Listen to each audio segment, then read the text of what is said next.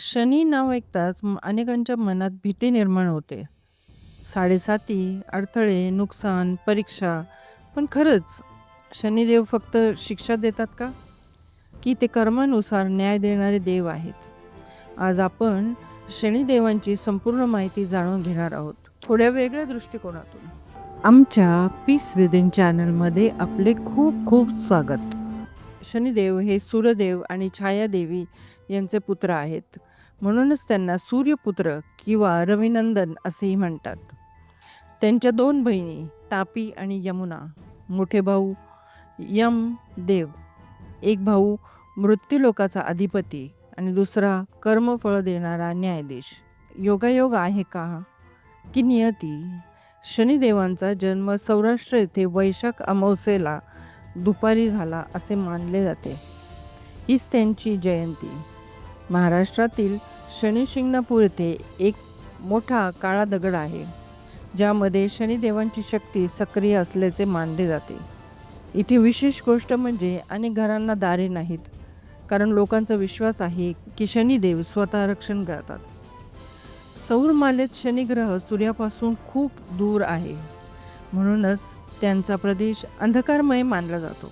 त्यांचा रंग काळा किंवा गडद निळा हा रंग त्यांच्या कठोर न्यायशक्तीचे प्रतीक आहे. ते ना पूर्ण पुरुष ना स्त्री, ते एक कर्मन्याय देणारी तत्वरूप ऊर्जा.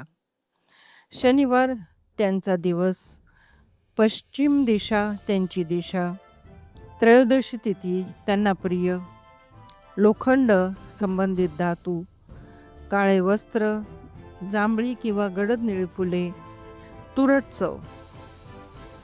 शनिदेवांची ऊर्जा विशेषतः रात्री अधिक सक्रिय मानली जाते.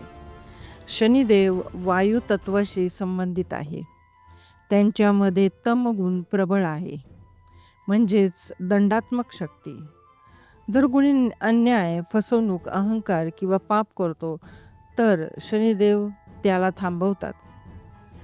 पण जर कोणी प्रामाणिक, संयमी आणि कष्टाळू असेल तर शनिदेव त्याला धन, संतती आणि कीर्ती देतात. म्हणूनच त्यांना ग्रहराज देखील म्हटले जाते. त्यांच्या हातात धनुष्यबाण आणि परशु असते.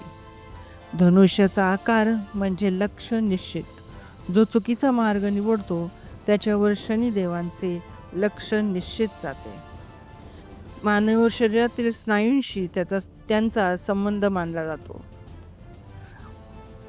म्हणजे शिस्त, नियंत्रण आणि सहनशक्ती ही शनिदेवांची देणगी आहे. शनिदेवांचे रत्न नीलम. नवग्रह यज्ञात त्यांना दुर्वा किंवा शमीची पाने अर्पण केली जातात. असे मानले जाते की त्यामुळे पापक्षालन होते आणि आरोग्य लाभते. शनिदेव भीतीचे प्रतीक नाही, ते न्यायाचे प्रतीक आहेत. ते आपल्याला थांबवतात, शिकवतात आणि योग्य मार्गावर आणतात. म्हणून पुढच्या वेळी शनिवार आला, भीती नको, आत्मपरीक्षण करा. हा व्हिडिओ आवडला असेल तर लाईक करा, शेअर करा आणि अशाच अभ्यासपूर्ण माहितीकरिता चॅनलला सबस्क्राईब करा. धन्यवाद. मित्रांनो, ही माहिती तुम्हाला कशी वाटली हे आम्हाला कमेंट करून नक्की सांगा. व्हिडिओला लाईक, शेअर आणि सबस्क्राईब करायला विसरू नका. धन्यवाद.